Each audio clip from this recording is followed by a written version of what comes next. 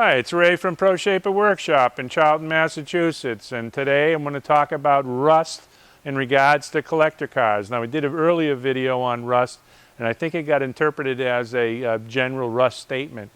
And there is some general aspects to it, but I'm going to be specific about collector cars today. How to take rust off, different methods, and how not to take rust off. So if you've been watching my channel, I'm doing a Scout restoration series, a 1966 Scout 800, and it was a pretty good rust bucket. And we'll throw some of the pictures in of what this hood looked like and what that fender looked like before we did the rust treatment on it. So we're doing a bunch on the fender repair, and this had some paint on both sides. We stripped the paint off first. And this was the way the rust was up the top here. This is just too far gone, so you can't save that. So that has to get cut off, so there's no need to remove rust there. So we made this patch panel. But the inside was undercoated, and we took all the undercoat off and paint off with rust remover. And we've got a little bit of residue. There was really heavy rust right there, but the steel is still good. We're going to put a new patch on here. We're going to do a little touch up here for the rust. And we got to put a new patch on here before we can weld that new patch on. And there'll be a little bit of rust there too. So that was the condition of the fender. And here's the hood. This thing was just absolutely loaded with a really long-term heavy surface rust, but nothing super pitted or anything, but it was a pretty strong rust that was on there. Inside wasn't too bad. It had some paint, but underneath the paint the rust had migrated. So we've got all the paint off on the inside now, and there's still a few little spots that we have to touch up, and we'll have that totally rust removed. Now, this is a good situation here. As you can see, with this hood, we can't get in this channel, and there's rust in this channel. It's probably not life-threatening to the quality of the hood or anything. Same up here, and it's not practical to remove these pieces, which are all spot welded in, to rust remove both sides. So we have a solution for that too. On this case, I don't know if I'm going to do it or not yet. I might, but I'll talk about it anyways and show you what we use. So when you talk anything about rust on YouTube, everybody brings out their favorite rust removal procedure, and a lot of guys like molasses dipping. And that's one I haven't ever tried, is molasses dipping. And depending on how big the part is, you need a bigger and bigger tank for the molasses dipping. You have to totally immerse it in the molasses. And I've heard that it's a real bubbly and a lot of foam and all kinds of debris that you got to throw away later. What we do if we're going to be doing dipping is we use this product called Rust 911, which is similar to Evapo-Rust. Evapo-Rust has much wider distribution, but this is the same thing. Evapo-Rust is sold already cut with water, so you're buying mostly just water. When you buy Rust 911, you have the option of buying it in the concentrated form. Gets shipped to you, and all you do is add water. So my personal use, I buy 5 gallons of the concentrate, and I get up to 80 gallons with that 5 gallons by the time I add my water to it. So you can dip some pretty good sized things. But in this situation where you need just this front little piece here underneath, that strengthener piece dipped, you can make a little small tank. And I make them with plastic or with metal. I weld them all up and just immerse that in there for 2 or 3 days. And that'll clean all the rust out from the inside. Same way on the back. So you have to make a little bit of a tank. What we did on this one is we haven't done that yet. We might do these 2 sections later. But what we did on this one is first we used paint remover. So we used Klean Strip paint remover to take all the paint off first, because the rust removers, Rust 911, or our other favorite is just standard little naval jelly. That won't take paint off. So you have to get the paint off first. So we use this, and we've tried just about half a dozen different types of paint removers.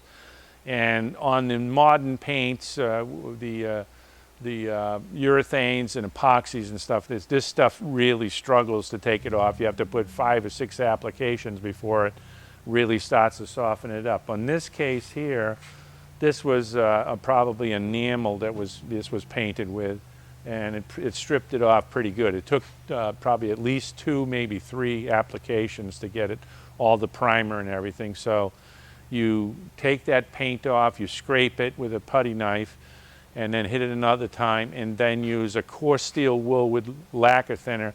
That reveals the surface. And oftentimes underneath that paint on all these collector cars, you're going to find that the rust has started to migrate across the surface, and there's a little bit of a haze of rust under even though the paint might have been showing okay. It has basically little micro checks that allow the rust to grow. So once you get the paint off, then you daub it up with this Loctite naval jelly, and we do a little section at a time. Same thing with the paint remover. I wouldn't paint remove the whole thing all in one go. You do a little section, a little section, a little section, and it's almost a passive thing. It takes a minute to put it on. You walk away, you're doing something else, let it do its job, you come back, you scrape it a little bit, clean it up with the coarse steel wool and lacquer thinner in the case of the paint remover. In the case of the naval jelly, you clean up with this, with a sprayer. We use the phosphoric acid that we get from Home Depot, and this is $18 a gallon. Now a lot of people like Osfo. I've tried Osfo. Osfo I found is a lot more expensive than this, and it's basically you get the same exact result. So at 18 bucks a gallon, it's a no-brainer to me that I buy this stuff. Spritz it on with the spritzer, coarse steel wool. This will take off any humidity rust, and it'll also clean very well after you use the naval jelly. You got to use coarse steel wool, and they're a real mild bite to them, so that they might hurt a cut or something. Don't want to get in your eyes, but wash your hands good. You can use protective gloves if you want. Generally, I don't even use gloves. I just make sure I don't get lathered all up with it. A little bit on my fingers, that's it. I'm usually insulated by the steel wool. So now the common practice on a lot of this. Now this does take probably more time than a lot of people are used to strip, but that's initial time. When you're doing restoration, you're talking about a 1,500 to 2,000 hour process to restore a car. And if it's really rusty, it can be 3,000 hours. So a little bit more time here or there doesn't make much difference in the big picture. But what a lot of people commonly do is, first thing they do is blow the whole car apart, and they send it off to the sandblaster. And this will have the paint on it, and the sandblaster will take the paint off easy. And you have all kinds of different sandblasters. They use Black Beauty, they use number 2 sand, they use soda blasting, they have wet blasting. Oh, they got every type of blasting you can imagine. And one always says it's better than the other, and every blaster doesn't do any damage to the metal, but that's not the case. If you brought this is a really flat panel hood. If you brought this to the sandblaster and he blasted on this side to get this side clean, then tips it over and blasts it on the other side, you're going to come back with a hood that's going to have a lot of damage. It's going to take weeks to finish to get that back to its factory smoothness again. So I think the price to pay for a little more time to get the paint off and to do the rust removal in a slow incremental method, it pays a big premium in the long run, that you don't have this sandblasted surface that is all wavy now, and also it leaves a really textured surface. And this way here you reveal the whole history of the metal. You see all the repairs that were done, and you get to know what happened to that fender or that hood in its lifetime. So that's what I recommend, is using these products. Now I know I've tried vinegar for dipping small tools and stuff, and it works really good. And vinegar is a light acid, and vinegar will take rust off of tools. Not as good as the Rust 911 dip. The Rust 911 dip is not an acid. I don't know how it works. In fact, one of my comments on my my YouTube channel, somebody figured it out, and they told me the formula how to make it. We're going to experiment with that, and I would love to have not only can you dip this, but with Rust 911, which is a chelated, concentrated system for derusting. You just add water, and it's biodegradable. You can throw it on the ground. There's no issues with the EPA on it or anything. You can put your hand right in it, and it doesn't do anything. I wouldn't recommend it getting in your eye, but it's not dangerous of any way that I can see. So if you were dipping this whole hood, you would need quite a large container to be able to, which isn't that hard to make with plastic. You could make some 2x6 sides and actually dip this thing in the whole deal, but you would have to have probably 50 or 60 gallons of solution. Now the solution only has a lifespan of about 24 hours with really heavy rust. Then you have to re-up it again. You got to make another batch. But another option you have, a lot of, say you have like and the way I learned about this is one of my students about 15 years ago took my class, told me about Rust 911, and he had a Volvo 1800 that he showed me, and I said, where did you get that dipped? He says, no, I dipped it myself. I said, what do you mean you dipped it yourself? He said, well, it wasn't a dip. He sprayed immersed it. So what he did was put a plastic underneath a chassis rotator, and then he had all these pumps pumping all this solution through all the frame rail, the heavy-duty sheet metal frame rails that are in a unibody. That you're not going to get cleaned out by a sandblaster. So he got that thing totally derusted like it had been put in a tank. And years ago, we used to have a dip tank in Worcester, Worcester, Mass. And they would have an enormous tank and put a whole car in there. That's not available generally anymore, so you have to do it yourself. So you have the option of making your own little smaller dip tanks and also spraying it on. And it's just a continuous spray, so you need a pump. And one of the things I'm thinking of doing is, because I'm going to keep this restoration series going on the Scout, and now we've added a 52 Cadillac, which I'm going to show you what we're going to do with that. All right, this is the 52 Caddy Convertible we just pulled out of a garage. We just made a video on it, and it's very popular. If you haven't seen my other videos, watch that. And this has been sitting in a garage since 1965. And it was well protected except for the front. A little bit of the door, the garage door was open, so a lot of the humidity came in here and bugged up some of that chrome there. It wiped out the chrome and, you know, down to the rusty metal right there. But even after all that years of exposure, some of that chrome is still amazingly still good. The body panels on it are really good, but they have that situation where the paint film cracked through the years, and this is probably acrylic lacquer, which is known for micro-checking. And then what happens is it rusts underneath, and we've done a little bit of rust removal here. That was just the overflow from this spot here. This spot here was the worst spot on the car, and apparently raccoons came in, and you can see the little paw prints here on the windshield, and they were taking a leak on the hood here for many, many times, I guess. There might have been a rag or a cushion or something that kept the urine always on the surface.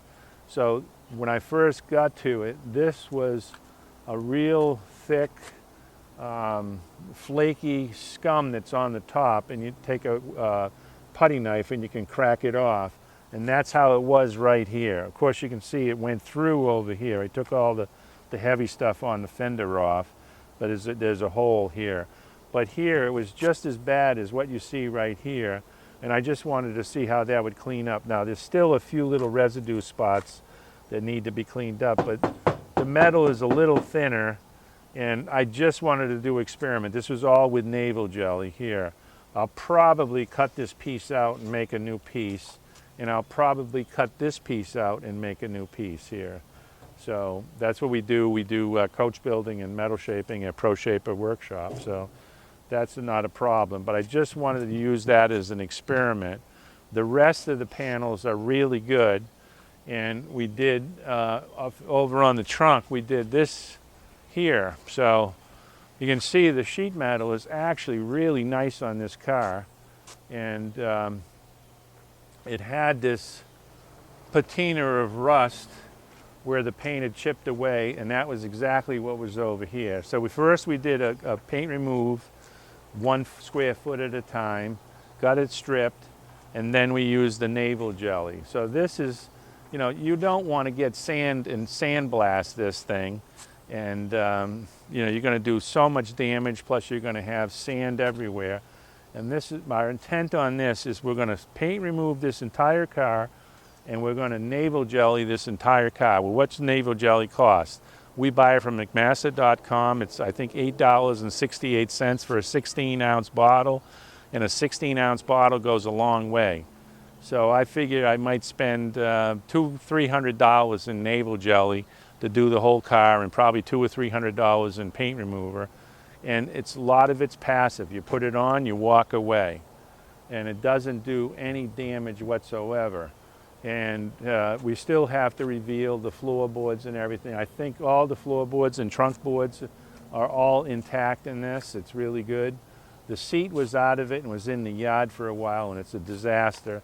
We don't have a rear seat. We need a rear seat. Anybody knows a rear seat, get in touch with me.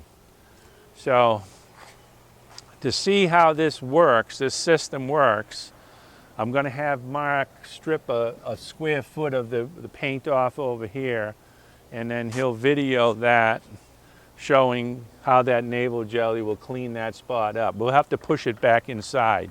You can't paint remove or naval jelly out in the sun because it's just too strong and it dries it up. You have to be in the shade in order to do it. It should be well ventilated. We do it right in the open door. All right, so Mark is putting the paint remover on first, and like I mentioned, the paint removers are all seem to be alike. They've stripped out that methyl chloride. That's the secret ingredient. It really works. This is a paint that won't give us too much trouble. You'll see there's a lot of checking in it. That's why it rusted. So this will come off fairly easy. Mark's going to do about 1 square foot right here. And then after it's paint removed, he's going to put the naval jelly on there, let it do its job. And if you leave it overnight, it turns to a black scum and hardens right up, and you scrape it off with a putty knife. Sometimes if the rust isn't too deep, it'll come right off pretty easy. A deeper spot, you got to have 3, 4, 5 applications sometimes. So in a 1 square foot area like this, you might get 80% of the rust come off in the first go. And then you have that 20% that you might have 2 or 3 or 4 times to finally get it. But you'd get this one done, and then you're doing another square foot, and then another square foot, and you're doing another job, because most of the time the material is doing the work. Okay, so then Mark's got it all naval jelly. Now he's going to take the coarse steel wool and really wash it really good with the phosphoric acid solution that we get from Home Depot. It's a Klean Strip product, I believe, and that will take a lot of the little stuff that was missed by the putty knife, and you can see how clean that is. And then it's a matter of just wiping it dry. Sometimes you can throw soapy water on it and neutralize it. Sometimes you'll get a white film over it if you don't use soapy water, but it's no big deal. Everything comes off clean with Scotch-Brite too. So. Now here's a spot here. You can see it's all surface rusted, and a lot of people will try to sand that off or grind it off. That's one of the worst things you can do. You never grind or sand or do anything that will change the nature of the skin of the metal. You want the metal coming out just like it did back in 1952, or in case of the Scout, 1966. You don't see all scratches and all that stuff in this factory original metal. You don't want to put those scratches in. A lot of people say, well, you need to be all scratched up for the paint to have tooth and to bite onto the surface. The paints they have today will stick to butter. You don't need all that stuff.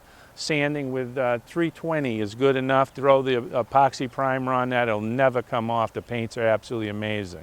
Well, I hope that rust removal information is really helpful to you. It's Ray from Pro Shaper Workshop, and thanks for tuning in. Remember that we don't deal with just rust. We deal with metal shaping and coach building, and we have 207 videos in our YouTube library. So if you discovered us from these rust videos and you're into collector cars, go back to my homepage and check it out. There's a lot of good information in there. So please subscribe, give us the comments, give us the likes, tell your friends, and thanks for watching. It's Ray from Pro Shaper. And remember, metal is clay.